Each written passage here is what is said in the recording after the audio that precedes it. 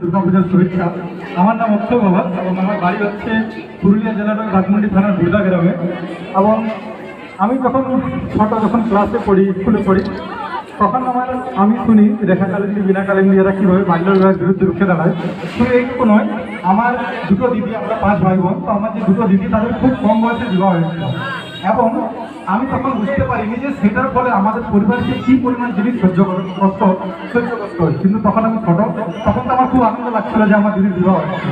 কিন্তু যখন আমি একটু বড় হই এবং তারপরে দেখি যে তারপরে শুধু তারাকে নয়, আমার দিদিকে নয়, আমার পরিবার এবং আমার বোনদের কী পরিমাণ কষ্ট ও মানসিকভাবে অনেক কিছু যেগুলো হয়, যে বাল্য বিবাহের কুফলের ফলে, সেগুলো নিয়ে আমার ইচ্ছা ছিল যে আমি কিছু করব। এবং সেই লক্ষ্য নিয়ে আমি 5 মার্চ 2018 বাড়ি থেকে বেরোই, একটা সাইকেল, পকেটে 2000 টাকা, এবং স্বপ্ন ছিল যে আমি স্বামী বিবেকানন্দের মতো সারা ভারতবর্ষ ঘুরব। এবং আমি এই লক্ষ্য নিয়ে মাত্র 2000 টাকা নিয়ে আমি বাড়ি থেকে বেরোই।